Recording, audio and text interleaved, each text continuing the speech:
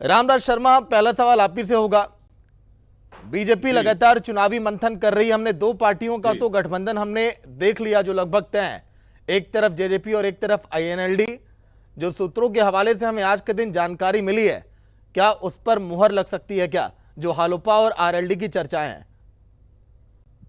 देखो, मैं आपको बताना चाहूंगा, जिस तरह से जनता का प्यार आशीर्वाद हमारे को मिल रहा है, तीसरी बार केंद्र में हमारी सरकार विश्व के सबसे लोकप्रिय और ताकतवर प्रधानमंत्री आदरणीय नरेंद्र मोदी जी की अगुवाई में बनी है, तो देवतुल्य जनता जनार्दन हमारे को आशाहीन पूर्ण विश्वास भी है कि हमारे को आशीर्वाद देगी और हरियाणा में भी तीसरी बार हमारी सरकार बनेगी और नायब सैनी जी दूसरी बार मुख्यमंत्री बनेगी। हमारे नायब सैनी जी दूसरी बार मुख्यमंत्री बनेंगे, हमारी सरकार बनेगी, उसके मुखिया नायब सैनी जी हैं और उन्हीं की अध्यक्षता में हम चुनाव लड़ रहे हैं। और माननीय जो हमारे गृह मंत्री हैं, जो लोह पुरुष हैं और बहुत ही प्रसिद्ध रणनीतिकार हैं, हमारे चाणक्य की भूमिका में हैं, तो उन्होंने डिक्लेयर कर दिया था अगले मुख्यमंत्री भी हमारे नायब सैनी जी होंगे और हमारे को किसी गठबंधन की जरूरत नहीं है। और वैसे करना ना करना ये हाईकमान का काम है, तो जैसे उनके दिशा निर्देश होंगे उसका फॉलोअप हम करेंगे। और जिस तरह से हमारी सरकार ने केंद्र में भी काम किया है, डबल इंजन की सरकार ने, हरियाणा में भी हमारी सरकार ने बहुत अच्छा काम किया है, तो केंद्र की सरकार ने जिस तरह से काम किया है, विदेश में डंका बजाया है, विदेश में हमारी दाग जमी है और आर्थिक दृष्टि से Ramraj Sharma ji, come to the point sir, अभी आएंगे, डिबेट को ओपन करेंगे। मतलब कि इस जो जंगल में आग की तरह जो खबरें फैल रही हैं, कितनी मोहर आप इस पे लगा रहे हैं? देखो, हमारी नॉलेज में ऐसा नहीं है, ये तो हाईकमान का काम है, लेकिन मैं इतना जरूर कहूंगा, देवतुल्य जनता जनार्दन का आशीर्वाद से तीसरी बार हमारी सरकार बनी है और हरियाणा में भी तीसरी बार हमारी सरकार बनेगी, जिस तरह से जनता का आशीर्वाद हमारे को मिल रहा है। और कांग्रेस ने झूठ बोल के ये 5-4 सीटें जिस तरह से इन्होंने जीती हैं, मैं समझता हूँ भाई इन्होंने झूठ बोला, संविधान बदला जा रहा है, संविधान बदला जा रहा है, आरक्षण खत्म किया जा रहा है, आरक्षण खत्म किया जा रहा है। ठीक है, रामराज जी आएंगे, आरोप प्रत्यारोप पर जुड़ेंगे अभी आगे। सुनील कटारिया, प्रवक्ता कांग्रेस के, ठीक है, आएंगे रामराज जी। सुनील कटारिया जी, देखिए लगभग तीनों पार्टियों की चर्चाएं हो ही रही थी, दो पार्टियां गठबंधन के साथ चुनावी मैदान में उतर भी चुकी हैं।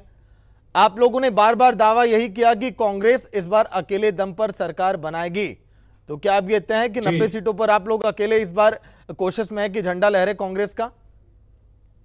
100% हम अकेले चुनाव लड़ने जा रहे हैं, जो पार्टी हाईकमान का फैसला है।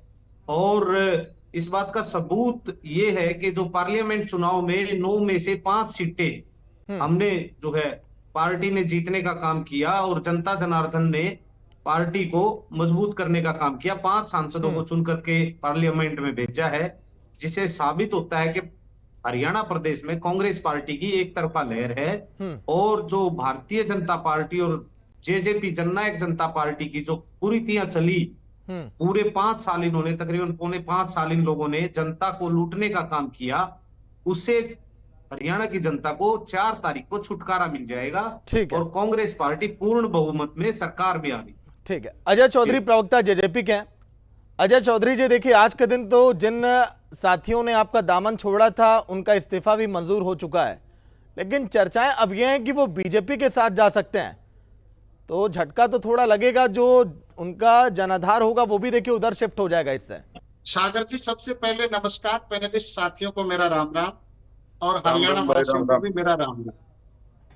जैसा कि आपने कहा कि कुछ साथी, कुछ विधायक साथ छोड़ करके चले गए, निश्चित रूप से एक पार्टी का छोटा कार्यकर्ता भी जाता है तो पार्टी को उसका नुकसान होता है, बिल्कुल।